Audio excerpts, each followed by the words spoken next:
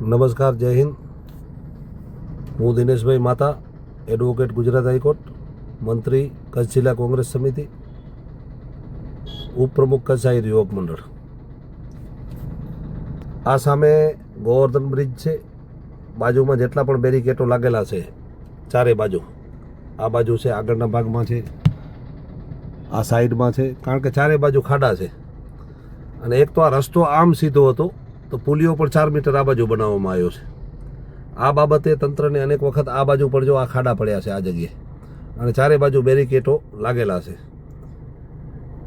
એટલે આ તંત્રને અનેક વખત રજૂઆત કરી, તે છતાં પણ આ તંત્રના પેટનું પાણી હલતું નથી. એટલે પરમ દિવસ એટલે કે 19 તારીખ રવિવાર 10 થી 12 વાગ્યાના સમય કોંગ્રેસ પક્ષ અને તેમના આગેવાનો, કાર્યકરો અને સત્તાપર, મીઠા પસવારિયા, ખારા પસવારિયા, આજાપર, આંબાપર, ટપ્પર, ગોપાલનગર, રાયપર, કનિયાબે, મોખાણા પટ્ટીના ગામડાઓ, આજુબાજુની સોસાયટી વિસ્તાર, લાખાપર, ટપ્પર, ગોપાલનગર, ત્યારબાદ ચાંદરાણી, નવાગામ, હીરાપર, ખીરસરા અને વાંઢ વિસ્તાર, પછી કોટડા, અમરાપર, દુધઈ, બુઢારમોરા, ધમણકા અને ઈ સાઈડનું વાંઢ વિસ્તાર, તમામ ગામોના લોકોને અપીલ કરું છું કે રવિવારે 10 થી 12 આ રોડ, આ હાઈવેની નીચે બેસી અને ચકાજામ કરવાનો છે, રસ્તો બંધ કરવાનો છે. કેમ કે આ બેરિકેટો ચારે બાજુ લાગેલા છે, ખાડા પડ્યા છે, કામગીરી બહુ નબળી છે. અને લોખંડ બરાબર વાપર્યો નથી, પાણી બરાબર પાયો નથી. અને આ જગ્યાએ રસ્તા વચ્ચોવચ્ચ પાણીના નાલા બનાવેલા છે. જે તે વખતે આ જગ્યાએ નાલા એ લોકોએ બનાવ્યા ત્યારે પણ મેં ના પાડી હતી કે ભાઈ તમે આ બે જે આ પિલુરિયા વચ્ચે ને આની વચ્ચે જગ્યા રહીને ત્યાં બનાવો, એટલે અમારે કંઈ સમસ્યા નહીં. આ રસ્તા ઉપરથી લગભગ રોજના 1 લાખ માણસો પસાર થાય છે, 1 લાખ માણસો. અનેક વખત રજૂઆત કરી તો આ તંત્રનું પેટનું પાણી હલતું નથી. એટલે હું તમામ સોશિયલ મીડિયાના માધ્યમથી હું તમામ લોકોને અપીલ કરું છું, તમામ ગ્રામજનોને, તમામ આજુબાજુના વિસ્તારને, કોંગ્રેસના કાર્યકરો, આગેવાનોને, કે તમે રવિવારે 10 થી 12 હાજર રહેજો. અને આ રોડ 2 કલાક માટે આપણે બંધ કરવાનો છે. જો તંત્ર કામગીરી ચાલુ નહીં કરે તો 10 દિવસ પછી અંજાર બંધનું એલાન કોંગ્રેસ કરશે. કેમ કે આ લોકોને એટલી બહુમતી આ પબ્લિકે આપી દીધી છે ભાજપને, આંખો વીંચીને, ધર્મના નામે. એટલે આ લોકો માતેલા સાંઠ બની ગયા છે ભાજપિયા. એટલે એ લોકો કોઈ કામ જ નથી કરતા. અને તંત્ર પણ રૂપિયા આપો ને તો કામ કરે.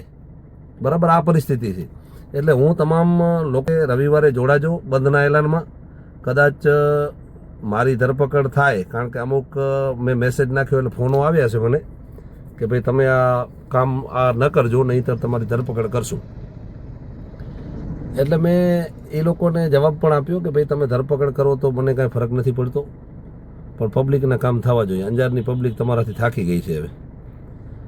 એટલે તમામ યુવાન મિત્રોને વિનંતી કરું છું કે રવિવારે 10 થી 2 હાજરી દેજો. અને કોંગ્રેસના જે આગેવાનો, કાર્યકરો અને હોદ્દેદારો છે એને તો ખાસ કહું છું કે હાજરી તો દેજો જ. કારણ કે તમારે મેદાન ઉપર નથી ઉતરવું અને સત્તા ખપે છે.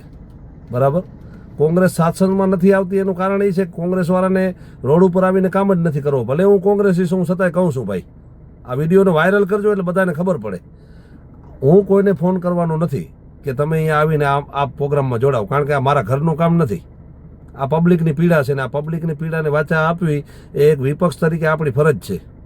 બરાબર, એટલે કોંગ્રેસના તમામ કાર્યકર, આગેવાનોને પણ હું વિનંતી કરું છું કે તમે આ ચક્કાજામના પ્રોગ્રામમાં જોડાજો.